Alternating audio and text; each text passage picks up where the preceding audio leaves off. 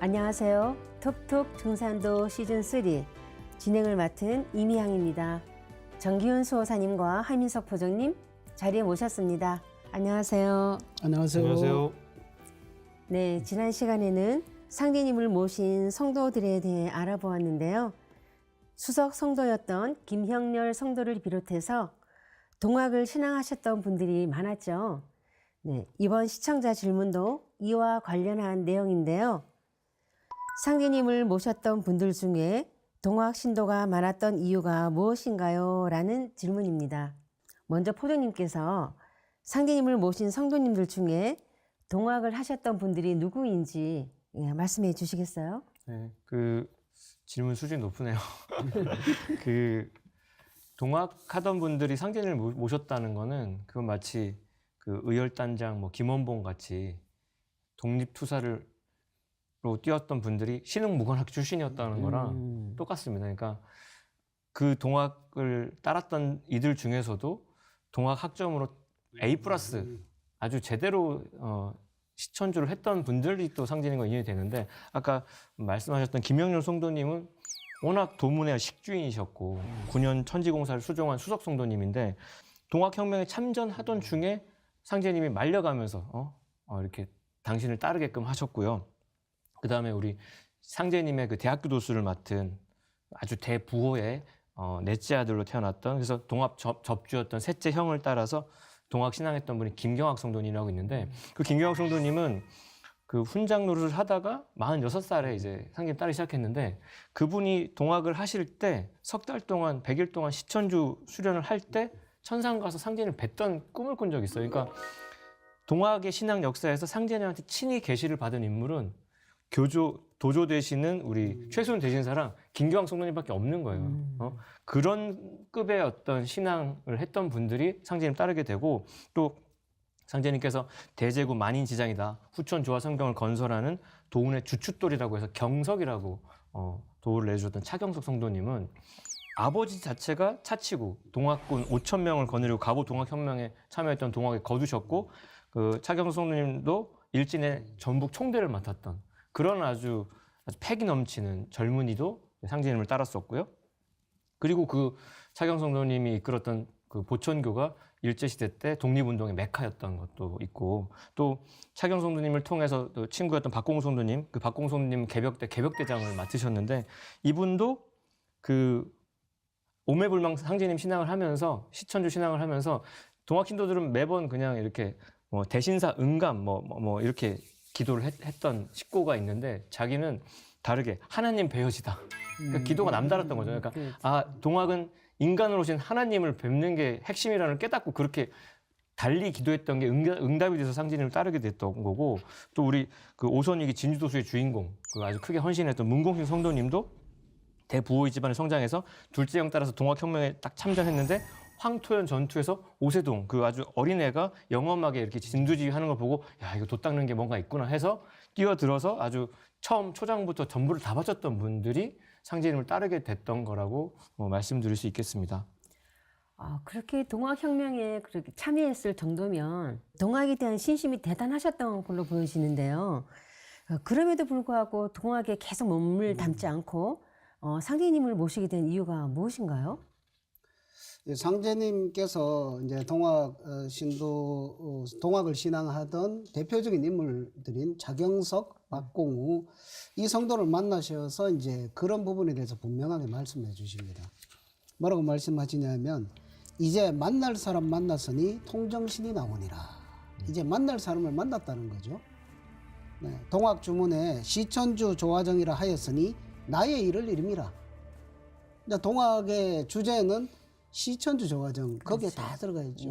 그래서 이 가을 개백기에 오시는 천주님을 모시는 그게 동학의 주제인데, 그게 나의 일이다.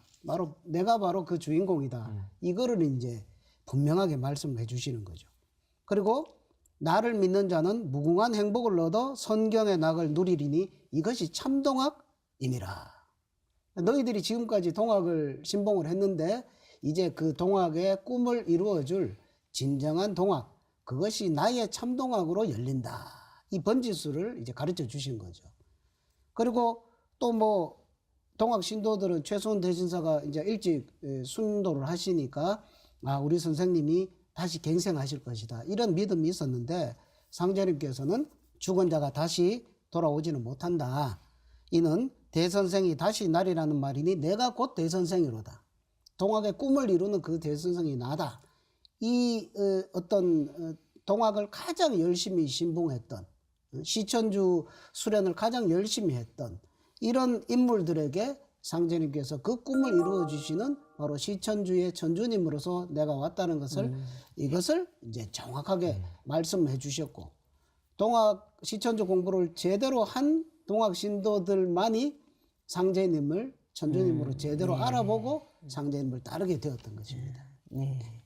동학의 본질이 인간으로 오시는 천주님을 모시는 시천주 신앙이 있으니까 이 땅에 오신 천주님이신 상제님을 모시는 것은 아마 당연한 결과라고 할 수 있겠는데요. 그런데 그 동학혁명하면 조병갑의 폭정에 못 이겨서 민중들이 혁명을 일으킨 그런 것으로만 이렇게 대부분들 알고 있잖아요.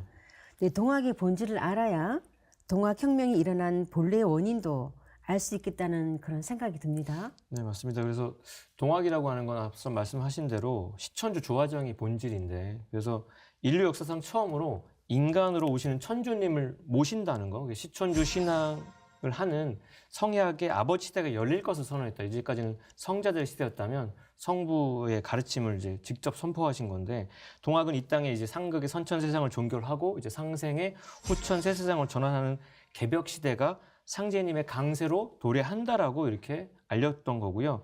그런데 최수훈 대신사께서 이제 세상을 떠나신 뒤에 동학은 이 신앙의 중심이었던 상제님을 완전히 잃어버리게 됩니다. 그래서 그로부터 발생한 동학혁명이기 때문에 그 시천주라고 하는 동학의 본질을 깨닫고 한 행위가 아니기 때문에 대도 차원에서 새 세상을 열지는 못하고 그냥 상극적인 방법을 고수하면서 사회 개혁하는 수준에 이제 그치고 말았던 게 동학의 한계였는데, 그러니까 동학혁명의 실패라고 하는 거는 사람들한테 뭘 일깨우냐면 상극적인 방법인 전쟁과 혁명 같은 걸로는 개벽의 새날을 열고 진정한 구원을 할 수 없다는 어떤 역사적인 진리를 아주 뼈저리게 처절하게 이제 일깨웠던 게 있습니다. 그래서 동학혁명이라는 거는 우리가 그냥 교과서에서 배운 것처럼 농민혁명적인 측면에다가 바탕에 이제 우리 종교적인 요소가 자리 잡고 있는데, 그러니까 최수훈 대신사께서 상제님께 이제 천명과 신교를 받아가지고 선포한 동학의 궁극적인 이상인 시천주 조화정, 그러니까 결국 동학혁명이 궁극적으로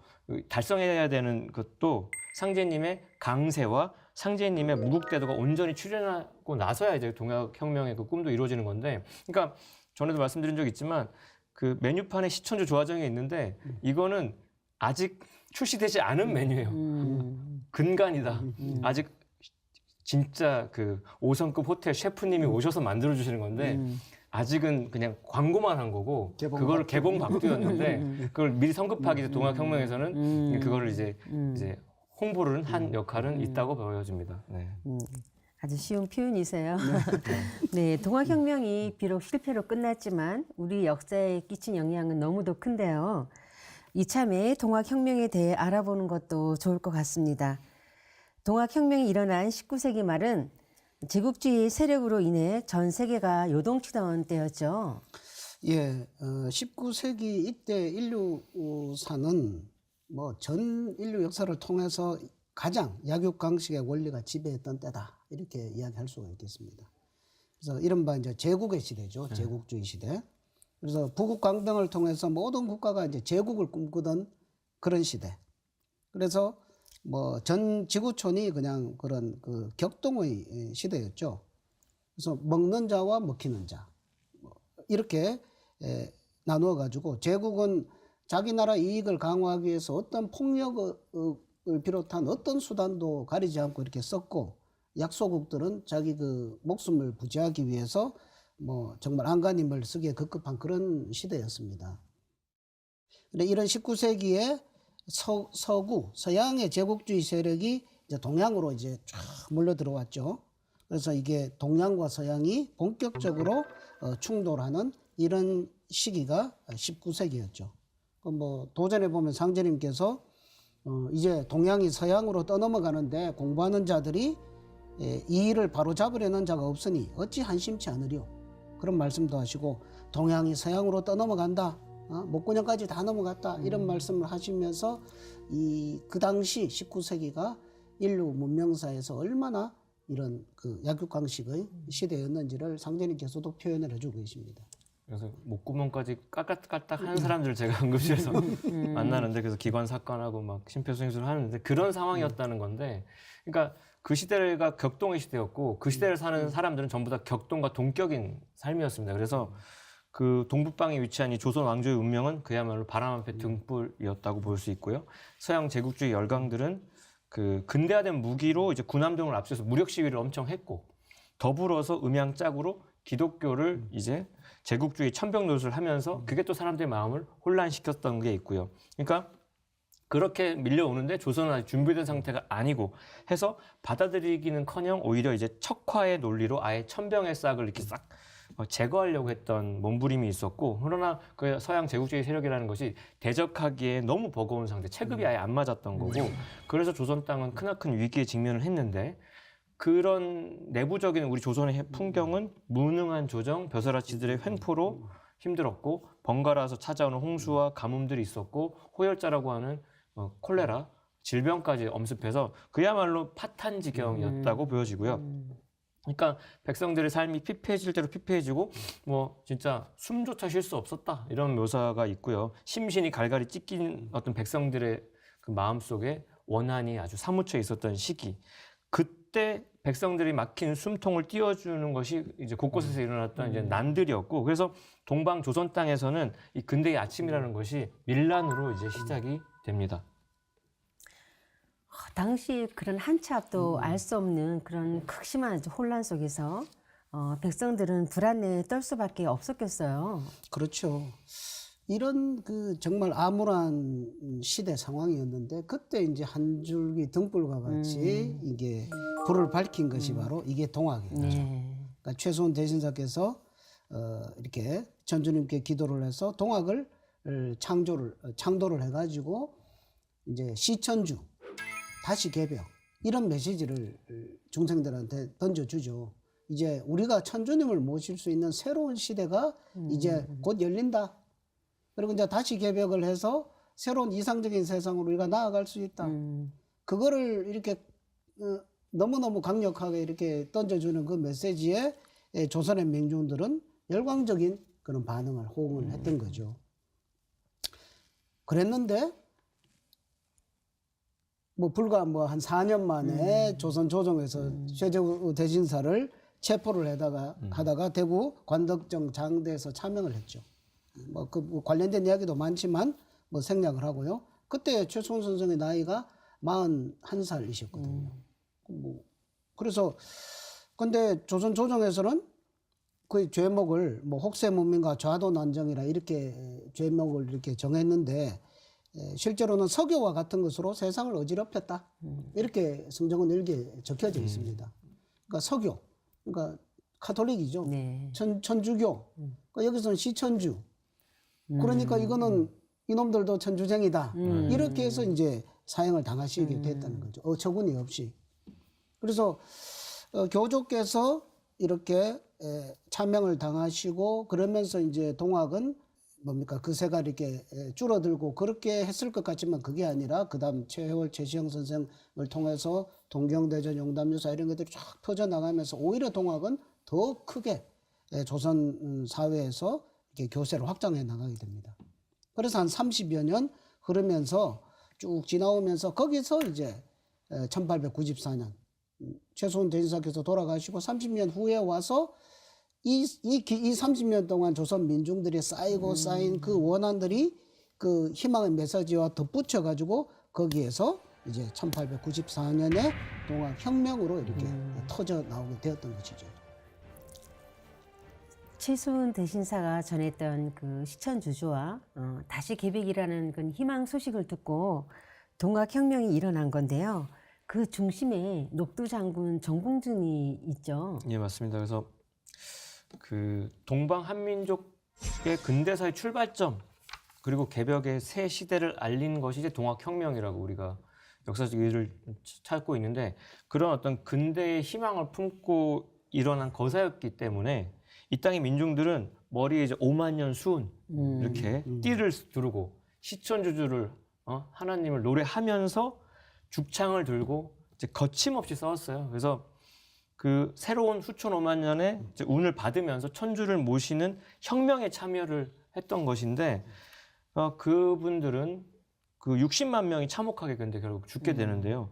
그들이 외쳤던 것은 다시 개벽된 세상의 도래를 이렇게 외쳤던 게 있고요. 그 선두에 말씀하신 녹두 장군 전봉준이 계신데 전봉준 장군은 이 역사적인 혁명에서 그 나라와 민족의 운명을 이렇게 구하고자 정의의 깃발을 높이 치켜든 인물이었고 민중들의 원한을 외면하지 않고 그들을 위해서 한 몸을 이제 서슴없이 던진 진정한 지도자, 지금 우리가 정말로 갈구하는 그런 지도자가 아닐까 생각이 들고요.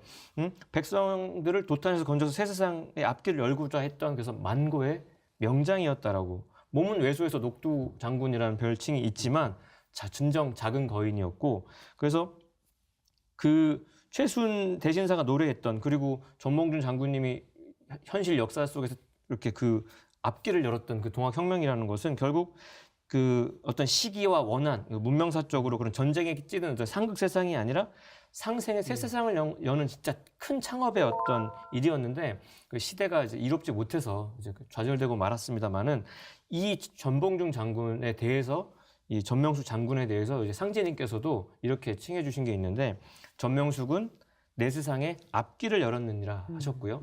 수훈가서는 수훈이 노래한 것이나 나이를 노래한 것이다. 그래서 상제님 세상을 여는 그 아주 선봉장으로서 전명숙 장군님의 역할이 아주 지대했다 말씀드릴 수 있겠습니다. 네, 말씀하신 것처럼 뭐 동학혁명하면 전봉준 장군을 빼놓을 수가 없죠. 네, 그 전봉준 장군은 언제부터 그렇다면 동학을 신앙하신 건가요? 그러니까 기록상으로는 1892년도에 이제 고부에 계셨던 전봉준 장군도 이제 입도를 하셨는데 그 당시 나이가 38살.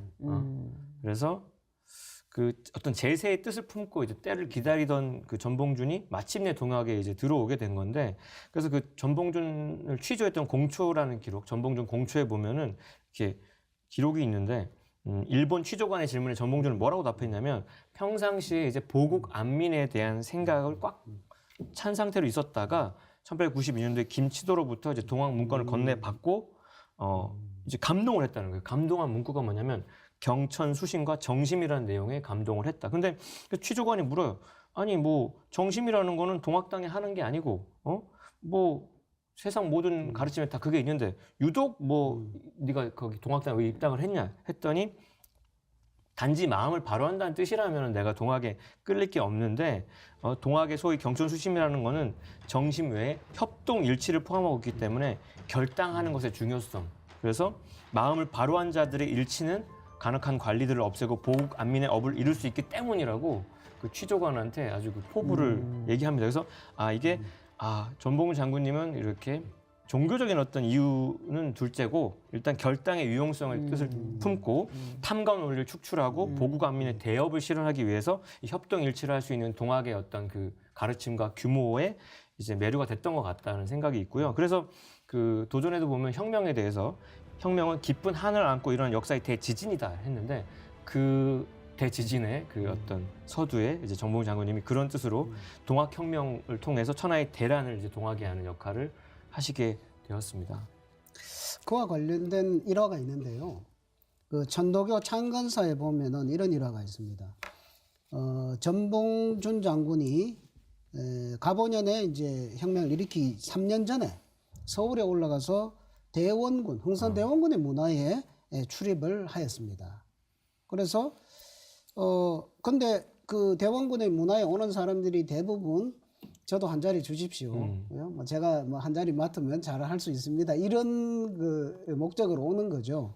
그런데 그 대원군의 문객이 되어서 들락날락 하는데 3년이 지나도 전봉준 장군은 아무런 그런 요구가 없는 거죠. 그러니까 흥선대원군이 오히려 이상해서 그대는 뭐 3년이 지나도록 뭐 아무 말이 없으니 그대의 뜻이 도대체 뭐냐 그렇게 물으니까 전봉준은 저는 벼슬의 뜻이 없습니다. 이렇게 했단 말이죠. 그러니까 그런 뜻이 아니고 전봉준 장군의 뜻은 다른 데 있는 거죠. 그 뒤에 이제 대원군이 이제 하다가 좀 일이 잘 안 되고 이럴 때 이제 전봉준 장군이 대원군한테 정부 개혁을 해야 된다. 그런 이제 계책을 이렇게 서로 밀약을 하고 돌아와서 이 동학혁명의 난을 일으켰다라는 이런 그 대원군과 전봉준 사건 밀약설이 있습니다. 뭐 천도교 창건사의 기록이 되어 있는데 이것이 뭐 사실이냐 아니냐를 떠나서 전봉준 장군은 무언가 자기가 품은 뜻이 있었고 그것을 이루기 위해서 그 뜻은 단순한 벼슬을 얻기 위함도 아니고 무언가 뜻을 가지고 있는데 그걸 위해서 열심히 동분서주했다. 이것은 우리가 인정을 할 수가 있다고 봅니다. 그 도전에도 보면은 그 구절이 나오거든요. 3년간 그 흥선대원군의 문화에 출입을 하면서 뜻을 물으니까 이렇게 대답을 합니다. 제 흉중에 품은 뜻은 나라와 백성을 위하여 한번 죽고자 하는 마음뿐이요. 전봉준 장군의 뜻은 다르죠. 그래서 그 어떤 혁명의 순수성이나 동기 또 혁명의 기계와 포부 이런 것이 인류 역사 속에 수많은 혁명가들이 있는데 그런 혁명가들과는 완전히 차별화되는 뭐 요즘 말로 클래스가 다른 그런 어떤 뜻을 품고 있었던 분이다. 이렇게 우리가 전봉준 장군의 그 속마음을 들여다볼 수 있을 것 같습니다. 굉장히 정의로웠던 분이 아니셨을까 해요. 불의를 못 참고. 예. 그 백성이 모두 잘 사는 새 세상을 만들고자 한 그 전봉준 장군의 큰 포부를 엿볼 수 있었는데요. 이때 전봉준 장군이 상진님과 이렇게 만나서 거사를 논의했다고 이렇게 예, 한 맞습니다. 걸로 알고 예. 있어요. 그러니까 상제님도 고부 갱망리 출신이시고 그 전봉준 장군도 그 뭐 고개 하나 넘어서 고부 그쪽에 살고 계셨으니까 이렇게 만나시게 된 거죠. 근데 이제 연배는 좀 달랐습니다. 그러니까 전봉준 장군이 그 당시 상제님보다 한 14살 정도 손 위였고 그렇지만 뭐 고부의 강가로서 신동이 났다는 소문이 일대에 쫙 다 퍼져 있었기 때문에 가보년에 이제 혁명을 일으키기 전에 이제 상제님을 찾아오죠. 찾아와가지고 내가 민생을 위해서 한번 거사를 하려 하니 그대가 나를 도와주시오. 이렇게 상제님께 요청을 했거든요. 상제님께서는 때가 아니니까 지금 나서지 말라. 성사도 안 되고 그리고 애매한 백성들만 많이 죽는다. 이 대세를 보니까 이렇게 해서 되는 게 아니다. 그래서 거절을 하죠. 그러니까 전봉준 장군이 그대가 안 된다면 나 혼자라도 하겠소 하고 이렇게 물러가게 됩니다. 그러니까 상제님께서는 그거를 이제 만류를 하셨고 많은 인명이 살상되고 전봉준 장군의 뜻도 이루지 못하고 이렇게 보았기 때문에 말리셨던 거고. 근데 전봉준 장군은 그 뜻을 굽히지 않고 그걸 실행을 하게 되었던 것입니다. 그래서 사실 그 동학혁명이라는 것이 사실 한계가 명확했던 건데 역사 후대의 평가에서 보면 그러니까 동학교도들과 민중들이 연합한 결과였고 19세기 민중 역량의 총집결이라고 이렇게 역사는 평가를 하는데요. 그 가보년에 1차 봉기, 2차 봉기로 나뉘는데 약간 성격이 다릅니다. 1차 봉기 때는 신분 해방을 위한 반봉건적인 성격이었고 2차 봉기는 이제 1876년도에 강화도 조약 이후에 더 커져가는 일본 세력, 그 청일전쟁까지 승리한 후에 완전히 이제 우리 조선을 먹으려는 야욕이 있었던 그 일본 세력을 몰아내려는 반침략운동 성격이 강한데요. 일단 그 1차 봉기의 어떤 흐름들을 한번 보는 게 필요할 것 같아서 말씀을 드려보겠습니다. 일단 1894년 음력 1월 10일에 그 고부군수 조병가회 탄압에 맞서가지고 보국 안민과 제폭구민의 어떤 기치를 걸고서 척양 척외를 행동으로 옮긴 최초의 봉기가 되고요. 그때 고부관할을 이제 점령을 하고 만석보를 허물었던 사건으로 이제 시작이 되죠. 그래서 조병갑은 뭐 대본에 이제 튀어버리고 그 전봉준의 지휘 아래에서 이제 군수들 쫓아내고 아전들 징벌하는 어떤 첫 번째 시작이 있었고요. 그 다음에 그 백산 대회라고 하는 음력 3월 26일에 부안의 백산에서 호남 창의 대장소를 설치한 후에 거기서 경문과 4대 강령을 선포하게 되는데 그래서 그때 나온 말이 서면 백산, 앉으면 죽산입니다. 서면 하얀 띠를 두른 우리 동학군들, 그다음에 앉으면 죽창을 든 그 모습들. 그 그림을 그려보면 어마어마한 어떤 위용이었고 사실 그 당시 농민으로서 동학을 하지 않은 자가 없었다 이런 말이 있을 정도예요. 그래서 그리고 나서 이제 음력 4월 7일로 이어지는데 그게 황토현 승리. 그 최초의 동학 농민군 대첩이라고 하는, 그래서 전라 감영군 800여 명을 이제 섬멸을 하게 되고, 그리고서 이제 뭐 황룡촌 전투를 지나서 음력 4월 27일에는 전주성 입성을 하게 되고, 우리가 또 역사에 알고 있는 음력 5월 7일에는 전주 화약을 맺어가지고 농민군이 전주성을 점령하고 정부와 이제 조약을 맺게 되고요. 그때 이제 직광소를 설치하고 패전 개혁한 12개 조의 실시를 합의하는 걸로 1차 봉기가 어느 정도 이렇게 흘러지는데, 그 뒤에는 이제 또 청일 전쟁의 흐름 속에서 양상이 달라지는, 전반전과 후반전의 양상이 달라지는 게 있게 되죠. 네, 갑오 동학혁명에서 1차 분기는 동학군의 승리로 끝났는데요. 하지만 그 무능한 조선 정부가 동학혁명을 해결하기 위해서 외세를 끌어들인 거에 대해서 더 큰 문제가 이렇게 발발하게 되었죠. 그렇습니다. 이제 1차 봉기 이후에 전주 화약이 성립이 되어서 이제 자치 조직도 만들어지고 해서 뭔가 사회를 개혁할 수 있는 그런 분위기가 이렇게 되었죠. 그런데 여기서 이제 전주 화약 성립 후에 이 조선 정부는 이제 청나라 일본에다가 병사를 이제 철수하시오 이렇게 요구를 했죠. 그런데 일본은 자기 공사관과 상민을 보호해야 된다는 구실로 거부하고, 청나라도 일본 안 나가는데 우리가 왜 나가 하면서 자기도 거부하고, 그러면서 이제 청일 양국의 이제 야심이 이제 그때부터 이제 드러나게 됩니다. 그래서 이제 일본은 조선을 둘 다 조선을 먹으려고 들어온 거죠. 그러니까 일본은 우리가 혼자 먹어야 되겠다 이렇게 해서 이제 드디어 경복궁을 이제 쳐들어가서 경복궁 조선 정부를 이제 장악을 하고 난 뒤에 6월 23일 날 이제 청나라 군대에 기습 공격을 합니다. 그 당시에 이제 그 청나라 함대가 아산만 풍도에 정박해 있었는데 그거를 이제 기습 공격을 하죠. 해가지고 거기서 이제 아산 전투 또 천안에서 전투에서도 일본이 승리를 하고, 그러니까 청국 군대는 평양으로 이제 후퇴를 해버립니다. 그리고 나서 이제 일단 청나라 군대는 평양 쪽으로 이제 물러갔고 거기서 이제 서로 다시 기회를 보다가 이제 청나라와 일본이 이제 정식으로 전쟁이 선포가 되면서 이제 정말 뭐 동학 혁명 뭐 이런 건 어디 가버리고 이 조선 강토가 다른 나라들 외적들의 싸움터로 변모를 하게 되는 이런 판국으로 확 이렇게 변하게 되게 되버렸습니다.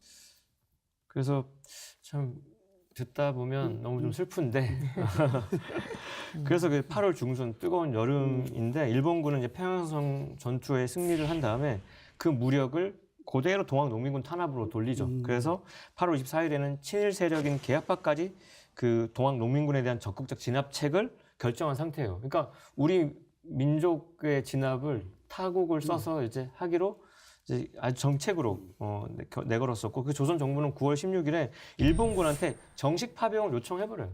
그러니까 참으로 무능하고 나약한 정부였다라고 후대에 평가하는 것도 틀린 말은 아니고, 그때쯤 대원군의 밀사도 이제 다시 이제 전봉준 장군한테 파견이 된 걸로 이제 추정이 되는데, 결국 전봉준 장군은 다시 일어설 것을 결심했고, 그것이 소위 9월 기포입니다. 3월에 있었던 1차 기포는 동학군의 승리로 끝났는데요. 하지만 2차 기포는 동학군이 실패하고 말았잖아요. 네, 맞습니다. 그래서 일본이 이제 조선 내전 개혁을 막 이제 단독으로 이렇게 단행을 하고, 그 이제 청일 전쟁에서 이제 2달 만에 구미열강의 지지를 받고서 이제 완전히 승리를 하고 나서부터는 내정 간섭을 아주 노골적으로 하면서 그 모습에 이제 극치가 일본군이 경복궁 난입하는 것까지 보고서는 반일 항전을 위한 3례 봉기가 9월 18일에 있게 되고요. 그리고 음력 11월로 넘어가서는 공주 우금치 전투가 있게 되는데, 근대 무기를 사용하는 관군과 일본군의 공세에 1만여 명의 농민군이 싸웠습니다만은 500여 명만 살아남았어요. 그러니까 그렇죠. 다 죽었어요. 제가 이제 고등학교를 공주 한일고를 나와서 공주를 3년 동안 여러 번 갔는데 그 시절 20세기 말에 제가 고등학생이었을 거 아닙니까? 그때 그럼 그 100여 년 전에 그 느낌이 공주 곳곳에 있어요. 그 어떤 강물에 막 피가 흐르는 것 같고 뭔가 그런 어떤 전투의 흔적, 그런 어떤 처절했던 그 원원들의 어떤 기운이 그 젊은 제 마음에도 왔었던 그 우금지 전투로부터 이제 그 동학 농민군들의 이제 아주 패색이 짙어지게 되는데 그래서 뭐 석대들 전투라고 하는 전투까지 이어지는데 정봉준이 순창에서 결국 12월 2일 날 체포가 되고 뭐 아주 그때 그래도 전남 장흥 석대들에서 벌어진 최후의 대규모의 어떤 대일 항전은 있었습니다만은 결국 대둔산 전투 등을 통해서 거의 완전히 전멸되게 되죠. 그래서 동학군들은 그 1차 기포 때 그 봄바람 소식을 접고 가을 겨울에는 그 아주 서리빨 아주 추운 혹독한 겨울을 맞이하게 되는데 그 11월 25일 날 원평에서 패한 다음에 태인에서 27일 연패를 하고 그리고 흩어져 버리고 일본군들은 이제 닥치는 대로 이제 참사를 해요. 그래서 조선 민중들은 큰 시절과 좌절을 안겨준 슬픈 겨울이 그 가보년 겨울이 되겠습니다. 그리고서 봄날을 맞이했죠. 그 이듬해 1895년 봄날을 맞이했지만 그 따뜻한 봄날에 들려왔던 소식이라는 것은 김계남, 김덕명, 정명숙, 손아중, 뭐 최경선 등 동학의 젊은 거두들이 체포당하고 그 30, 40대의 젊은 나이에 비참한 최후를 맞았다는 비보를 이제 민중들이 접하게 되죠. 너무너무 슬픈 일이에요. 네. 전봉준 장군이 그 동학혁명을 일으키기 전에 상대님을 찾아왔을 때 상대님께서 성사도 안 되고 애매한 백성만 많이 죽을 것이라 이렇게 말씀하시면서 만류를 하셨다고 해요. 결국 상대님의 말씀이 현실이 된 거네요. 네, 그렇습니다. 이 혁명이라는 것은 이전 체제를 이제 뒤엎는 급격한 변혁을 뜻하는 거죠. 근데 이 동학혁명의 이 주제는 동학의 주제라는 것은 이제 이전 체제 선천 세상에서 이제 후천 세상으로 시명을 바꾸는 그런 것이 바로 동학의 주제거든요.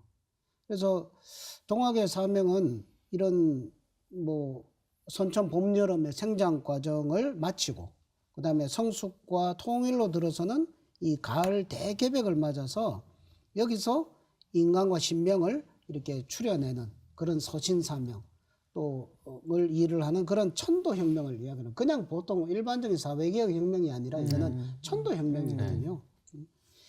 그런데 이 동학혁명에 참가한 사람 가운데 이러한 동학의 사명과 실현 과정을 제대로 아는 자가 없었습니다. 그래서 상제님께서는 그 동학혁명의 현장을 쫓아다니시면서 그 역사의 대세를 정말 최선을 정성을 다해서 이렇게 깨우쳐 주신 거죠. 그리고 뭐 시를 한 수를 이렇게 지어가지고 동학혁명이 앞으로 대세가 어떻게 된다 이런 것도 말씀을 해주셨거든요.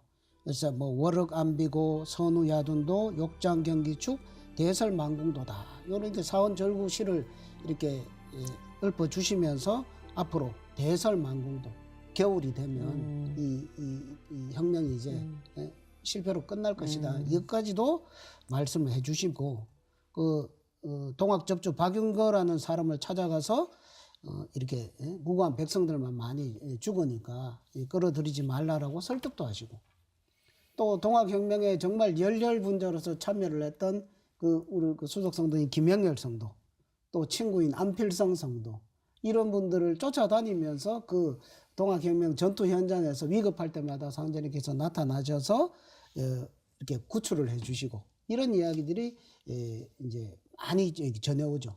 그러니까 김영렬 성도나 안필근 성도는 그러니까 상제님한테 그죠? 그럼 뭐 상제님도 동학에 이렇게 쫓아다니니까 종군하는 거 아니냐. 그런 걸 또 오해하는 사람들이 있죠. 학자들 중에. 상제님께서는 나는 종군하러 온 것이 아니라 대세를 살펴보러 온 것이다.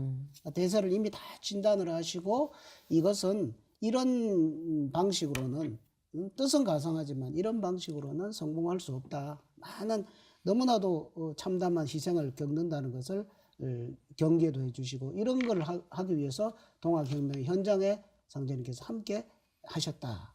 네, 그런 말씀을 드리고 싶습니다. 말씀을 들어보면 진짜 인간으로 오신 하나님이 직접 직관하신 혁명이고 뜯어 말리신 혁명인 거죠. 그래서 그때 이제 뭐 김영렬 성도님, 안필성 성도님을 그 현장에서 사경 직전에 막 다 건져내시는 거 보면 약간 쉰들러 리스트도 생각이 나는 거죠. 이제 상제님 리스트입니다. 천주님 리스트. 동학의 그 혁명의 큰 뜻은 알겠으나 끝이 좋지 않으니까 그 중에서 이제 건져진 사람들이 상제님 천지공사에서 크게 또 수종을 드는 인물들이 됐다는 게 느껴지는데 비록 상제님께서 이제 전봉준 장군에게 동학혁명 일으키지 말라고 만류는 하셨지만 정봉준 장군님의 그 어떤 백성을 사랑하고 새 세상을 열고자 하는 그 포부와 기계는 아주 높이 이제 칭찬을 하셨고요. 그래서 비록 이제 정봉준 장군님은 패장이셨지만 조선의 영웅이었고 녹두 장군이라 불릴 만큼 체구는 작았지만 가슴에 품은 엄정한 어떤 기상과 강한 투지는 그 누구보다 컸다. 그래서 만고의 명장으로. 그래서 가보년에 그가 보여준 어떤 보국 안민과 광제 창생의 그 동학혁명이라는 것이 그 정신이라는 것이 성경신 없이는 감히 나설 수 없는 그 흥선대원군 앞에서도 아무런 사심이 없는 자기 주변에 그렇게 흑심 많은 인간들 속에서도 그 백로처럼 이렇게 고고하니까 오죽하면 그렇겠어요. 그러니까 그래서 마지막 길이었던 5차에 걸친 신문 그리고 교수대 앞에서조차도 이 전봉준 장군은 한결같이 굳은 의지로 이제 그 소위 이렇게 좀 지조를 지키셨는데 그 법관이 갖은 악형도 하고요. 뭐 온갖 유혹도 하면서 의지를 꺾어보려고 했어요. 모욕을 하려고. 그랬더니 이제 전봉준 장군님의 그 마지막 말씀이 뭐냐면 너는 나의 적이요. 나는 너의 적이다. 내가 너희를 쳐 없애고 나라 일을 바로 잡으려다가 도리어 너희 손에 잡혔으니 너희는 나를 죽일 뿐이요. 다른 말은 묻지 말라. 아주 결연하고 내 적의 손에 죽을지언정 적의 법의 적용은 받지 않을 것이다. 아주 그 비장한 마음. 그래서 그러면서 아예 입을 닫아버렸고요. 그 다음에 교수대 앞에서 이제 법관이 이제 가족들한테 유언해보라고 할 말 있으면 해보라고 했는데 나를 죽일진데 종로 내거리에서 나의 목을 베어서 오가는 사람들에게 내 피를 뿌려주는 것이 옳거늘 어찌하여 컴컴한 적굴에서 조용히 죽이느냐. 이런 어떤 그 사형 방식에 대해서도 기계가 대단하세요. 전율이 옵니다. 전율이 오죠. 그러니까 그렇게 꾸짖는. 그래서 교수대 앞에서 마지막 시, 절명시를 남기고 형장의 이슬로 사라진 것이 1895년 음력 3월 29일이었고요. 동진, 손화중, 최경성, 성두환, 김덕명 등과 함께 교수대 이슬로 사라지고 마는데 그 절명시라는 것이 우리가 박물관에 가보면 한참을 서서 이제 읊조리게 되는 시예요. 그래서 실해천지 개동력 때를 만나서는 하늘과 땅이 모두 힘을 합치더니 운거 영웅 부자모 운이 다하니 영웅도 별 수 없구나. 애민정이 아무실 백성을 사랑하고 의를 세우며 나 또한 잘못이 없건만은 위국단심 수유지 나라를 사랑한 붉은 마음을 뉘에 알리오. 그러니까 백이 한사로 일어나서 능히 천하를 움직인 전봉준 장군님의 어떤 마지막 시에서 모든 게 다 드러나는데 그래서 근대사를 문연, 근대사의 절대적 좌표로서 실제 출발점으로서 동학혁명을 일으킨 그러니까 이 현대사, 우리나라뿐만이 아니라 이 지구촌의 문명사에서 결정적인 위치에 좌표에 계신 분인데 그래서 마지막 절명시가 위국단심 수유지 그 붉은 마음을 누가 알리오라고 하셨는데 이 마음을 그 뜯어 말리셨던 상제님이 너무나 잘 아시고 이렇게 말씀하셨습니다. 전명숙이 도탄에 빠진 백성을 건지고 상민들의 천한 신분을 풀어주고자 하여 모든 신명들이 이를 가상히 여겼느니라. 전명숙은 만고의 명장이니라. 벼슬 없는 가난한 선비로 일어나 천하의 낭을 동케한 자는 만고의 오직 전명숙 한 사람뿐이니라 하시고 이 전명숙 장군을 조선 명부대왕으로 이렇게 임명하셔서 우리들의 그 생사 여탈을 이제 관장하시는 그 대권에 이제 자리 잡기까지 해주셨죠. 시대적인 상황이 이렇게 막 그림으로 이렇게 스쳐가는 것 같아요. 네, 후천 5만 년 그런 상상의 새 세상을 꿈꿔왔던 동학혁명은 조선 조정의 무능함과 또 외세의 개입으로 결국은 실패하고 말았죠. 하지만 동학혁명은 세계사에 그 판도를 바꿀 정도로 큰 영향을 끼쳤죠. 예, 그렇습니다. 동학혁명이 단순히 이 조선 땅에서 일어났던 하나의 밀란 이런 차원이 아니라 그 전봉준 장군의 그런 포부와 기계 그런 신법으로 출발이 되어 가지고 그 미친 영향은 인류 역사 문명사 전체에 미쳤다라고 하는 이야기거든요. 실제로 그 당시 조선 민중들의 그 원한이 불거져 터져 나와서 동학혁명이 시작이 되었는데 그걸로 인해서 이제 그동안 찌들어 있던 조선 말기의 이 부패한 이런 것들을 처음부터 개혁하고 악습을 타파하고 하는 그런 것들로 해서 내부적으로는 갑오경장이 일어났죠. 갑오경장. 그리고 외적으로는 이제 청나라와 일본이 붙어가지고 조선을 놓고 붙어서 청일전쟁이 일어나서 동아시아 지역의 역학 구도가 이제 완전히 뒤집어지는 일본이 이제 청나라를 물리치면서 역학구도가 완전히 뒤집어졌죠. 그러면서 일본은 거기서 더 나아가서 러시아하고 또 조선을 놓고 또 한 판 붙죠. 그렇게 해서 러시아와 일본이 또 전쟁을 해서 또 거기서 일본이 승리를 함으로써 러시아는 내부적으로 그죠? 혁명이 일어나서 서구 제국주의 나라들의 역학구도가 또 바뀌게 됩니다. 그렇죠. 그리고 거기에서 또 뭐가 생겼냐면은 거기에서 1차 세계대전이 일어나죠. 1차 세계대전의 연장선으로 1차 세계대전 그 전후 마무리의 여파로 인해서 2차 세계대전이 일어나죠. 그러면은 뭡니까? 2차 세계대전 이후에 그 현대사를 쭉 이렇게 보면은 동학혁명에서부터 그 동학혁명의 여파는 지금까지 계속 이어지고 있다. 그러니까 이 전봉준 장군의 그 봉기로 일어난 이 동학혁명이라고 하는 것은 정말 뭐죠? 세계사의 흐름을 바꾸는 격동의 어떤 근본 문제를 다 정리하는 이런 대격변의 방향으로 일건 그 최초의 사건이었다. 이렇게 정의를 할 수가 있겠고요.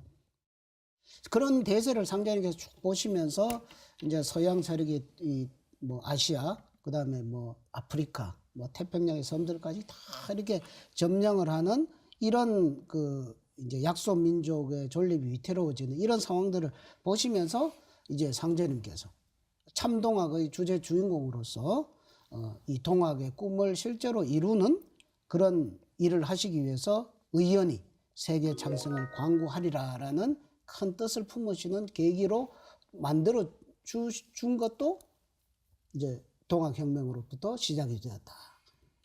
이렇게 우리는 이제 동학혁명을 바라봐야 된다라는 말씀을 꼭 드리고 싶습니다.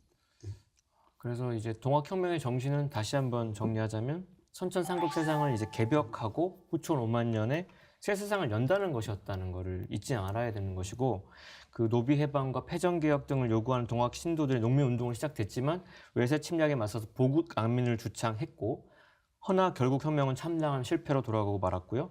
관군과 일본 제국주의 총칼과 포탄 그리고 잔악한 학살로 60만 동학군이 그 중에 절반이 이제 참혹히 죽었기 때문에 그 30만의 그 원한은 지금도 21세기 지금도 우리들의 유전자에 도도히 흐르고 있는데, 그래서 상제님께서 이거를 말씀하신 게 있습니다. 지난 갑오년에 동학 신도들이 여러 만 명 학살되어 모두 지극히 원통한 원기가 되어 우주간이 나부거리는지라. 원래 동학은 보국 안민을 주창하였으나 때가 때인 만큼 안으로 불량하고 겉으로만 꾸며대는 일이 되고 말았나니 다만 후천 이를 부르짖었음에 지나지 못함이라. 그러니까 한 줄평 딱 이렇게 하셨는데, 19세기 후반에 조선에서 부르짖은 동학군의 그 후천 개벽 선포는 민중이 하나님의 세상을 여는 주체임을 자각하게 했던 선언이 되는 거고요. 그 새 세상의 도래를 외친 인류 근대사의 진정한 출발점임을 다시 한번 각성을 해야 될 것 같고, 그리고 동학은 서양의 창조와는 대비되는 개벽을 선언했습니다. 그래서 하나님의 우주정치 시대를 선포했다, 이렇게 평가할 수 있겠고, 여기서 이제 선우천이 바뀌는 우주 일련의 가르침이 비로소 세상에 이렇게 알려지기 시작했다고도 볼 수 있습니다. 그래서 지금의 인류사는 우주 문명 시대를 향해서 나아가고 있고요. 개벽과 상제님의 강세를 알린 동학을 제대로 알 때만이 비로소 오늘 인류의 역사와 문명의 참모습을 진짜 바르게 깨칠 수 있다. 그리고 지금의 우리의 좌표를 잘 알고 온전한 방향으로 지금의 위기도 극복하고 나아갈 수 있다라고 말씀드릴 수 있겠습니다. 지금까지 동학의 본질과 동학혁명이 일어난 목적에 대해 알아보았는데요. 이제 전봉준 장군과 동학군들이 꿈꾸었던 후천 상생의 세상은 참동학 증산도를 통해 성취됩니다. 톡톡 증산도 시즌3 다음 시간에 찾아뵙겠습니다. 지금까지 시청해주신 시청자 여러분, 감사합니다.